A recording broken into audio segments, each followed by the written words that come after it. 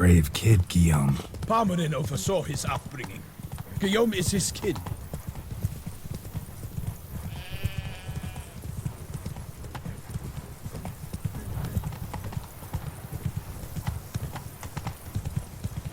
Mouth's dry as a stockfish.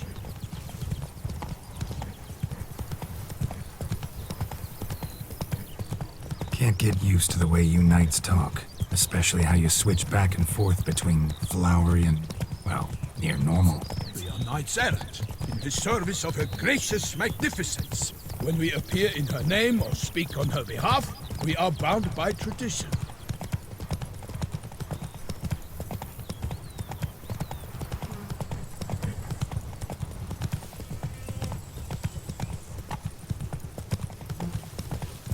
Slower.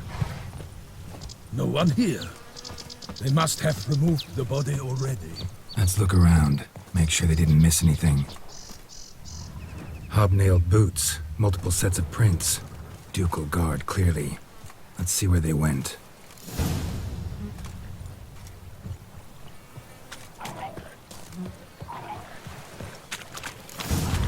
Got guests. Careful.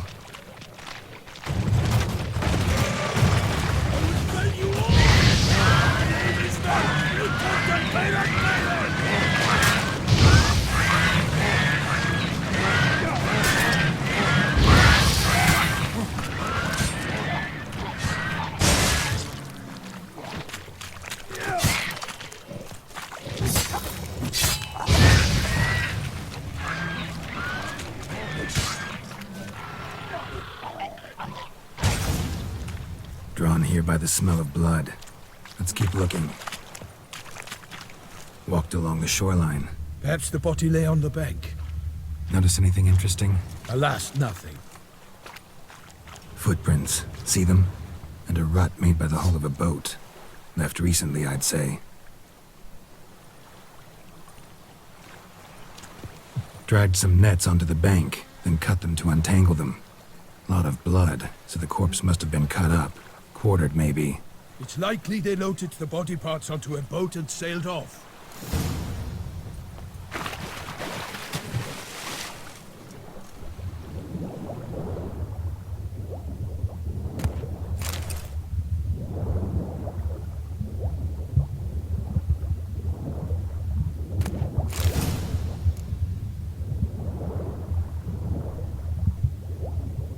Silk kerchief.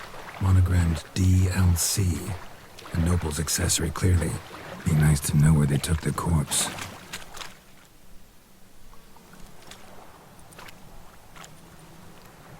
What now? This isn't the site of the murder. We know that. Current brought the body here.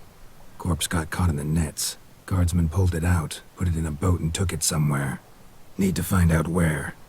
I'd like to look at the corpse before it starts to decompose. The inn. Its patrons must have seen the guardsmen, which direction they took. We should ask there.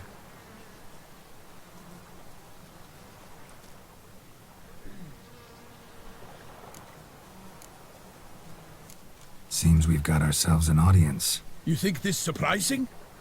The locals will tell the children of children they do not have yet, of the day a quartered corpse was pulled from the river. One thing. Found a handkerchief in the water. Monogrammed DLC. Mean anything to you? Delacroix? It cannot be. Was it he the beast slew? Seems so. Knew him well? Long past. We were close friends once, but our paths diverged. He was a man of extremes, standing by his companions no matter the odds, fighting his foes to the bitter end. Foes? You have a lot of them? He did, but I do not see what that has to do with the beast. Ah, Geralt, you've struck a raw nerve. Memories of a time long past, to which I'd rather not return now. I understand. We can talk later. Let's go to the tavern. I shall have to leave you soon. Return to court. Barely got back to Toussaint. A knight in the service of Her Illustrious Highness knows no rest. In fact, I'd feared I would return too late to fulfill my duty. Yet it seems I've arrived in the nick of time.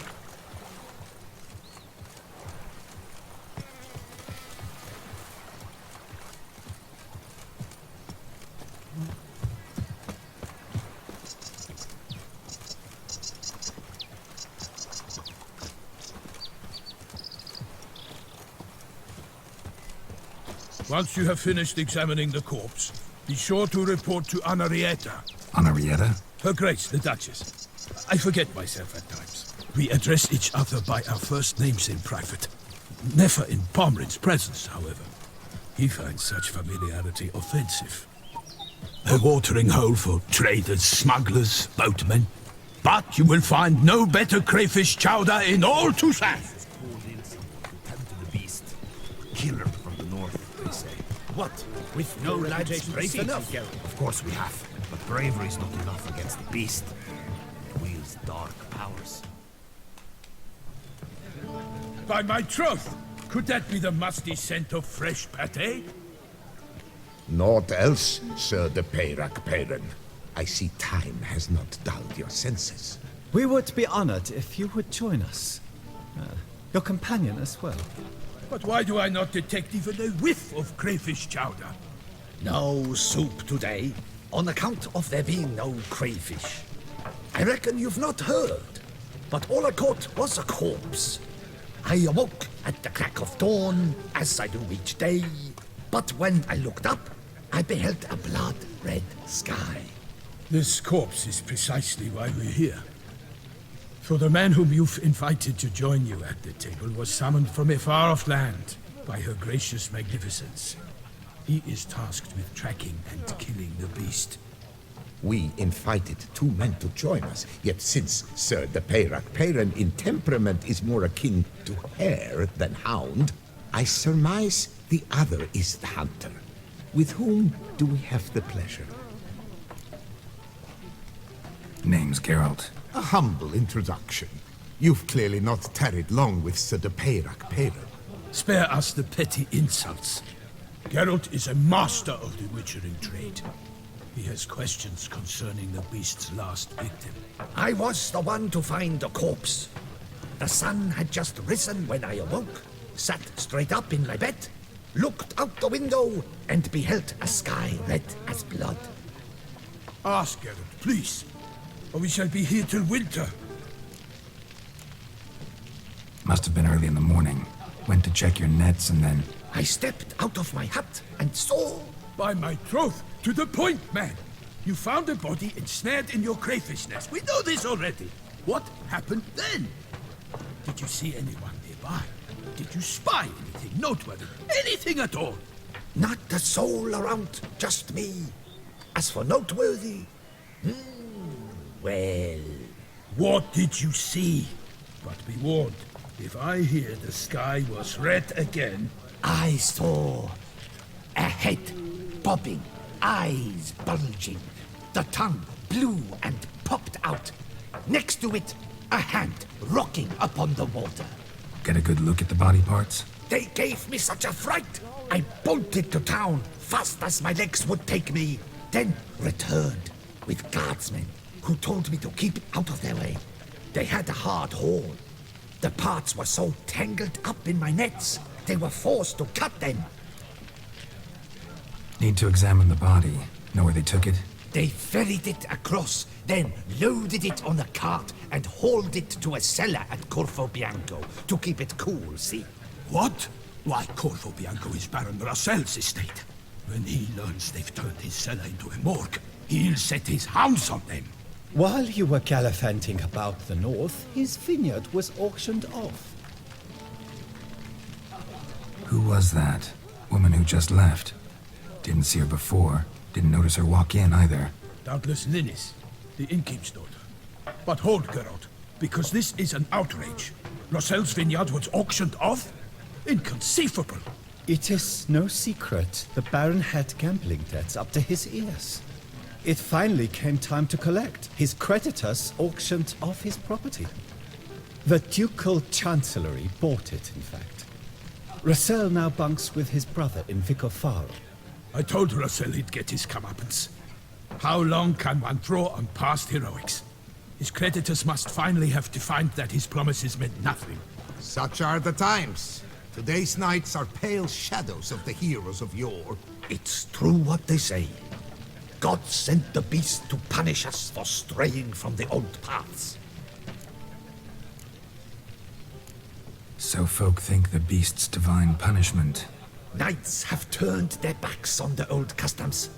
Where they were defenders of the duchy, they're now defenders of their own tushes. Why, you insolent... Let him talk.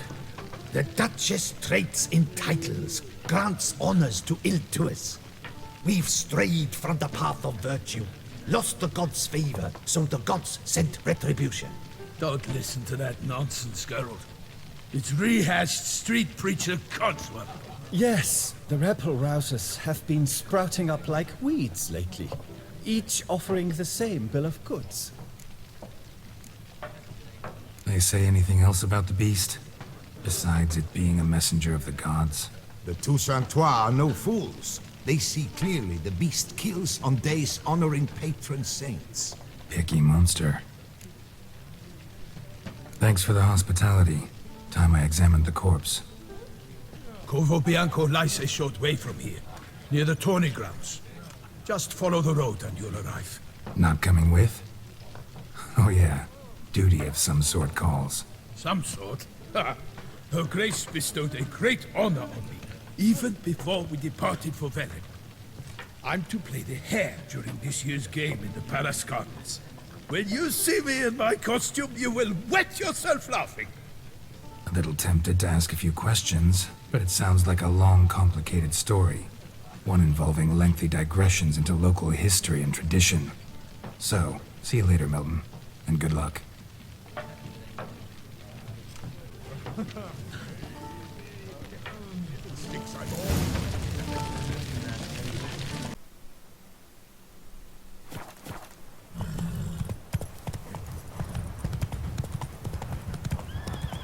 Sounds of a fight. Have to hurry.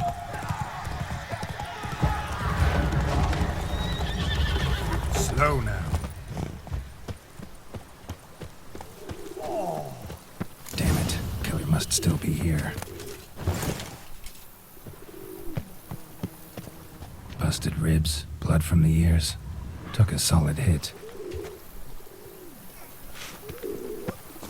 Throat torn open by man-like jaws. Man-like, except for long fangs. Massacred by a vampire. Not an Ekimara, though, or a Fletter. Bruxa, gotta be. Killed with a single blow.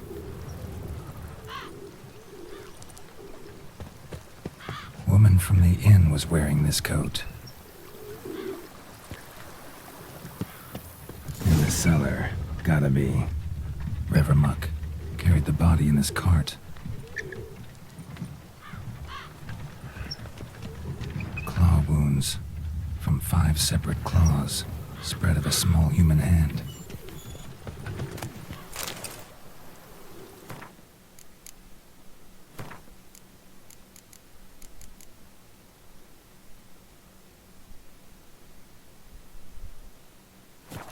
Black blood and moon dust. Could be lifesavers.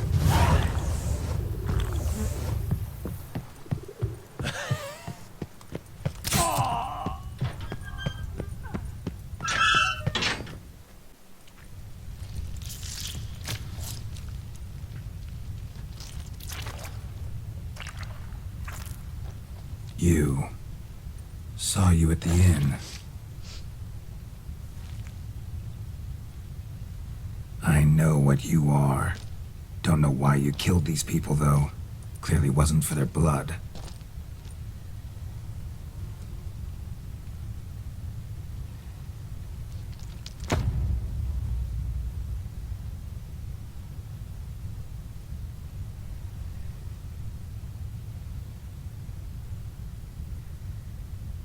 We don't have to fight.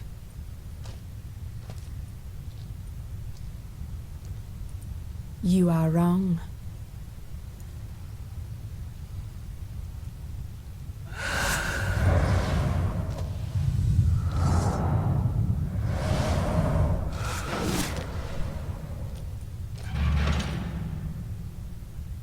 I cannot let you leave.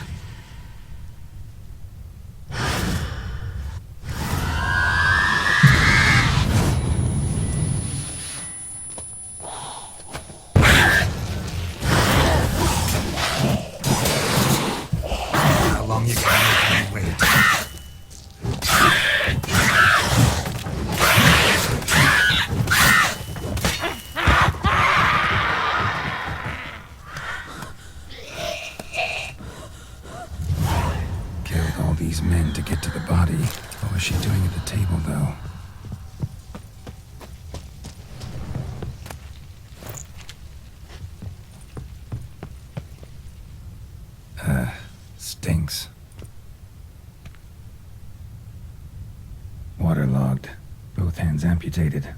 Body was quartered just as I thought. Laid in water for some time. Head swollen, and something took a few bites out of it. Something in the throat.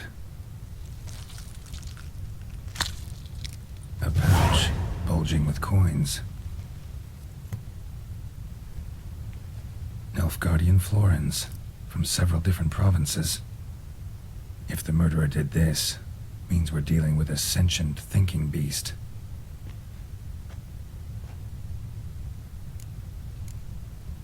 Body was chopped up after death.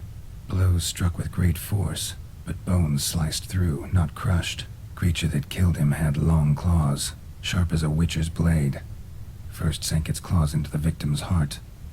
No Bruxa did this. Third hand. A spare? Except it's clearly not the victim's. Guardsmen must have not noticed it as they picked everything up. How's this possible? Still warm. Blood still flowing? Several monster species can regenerate. Never heard of that happening to their severed limbs, though. Or of their limbs seeming completely alive after so much time. Examine the tissue more closely later. Might learn something. So, murderer was clearly a monster, but not a Bruxa. But then why'd the Bruxa come here for the severed hand? And who does the hand belong to? Why the hell's it still warm? Now, pouch shoved down the victim's throat. What's the significance? And why was he chopped up into pieces? Lots of questions, no answers so far. Need to know about the other victims. I'll ask Palmerin to get me in to see the Duchess.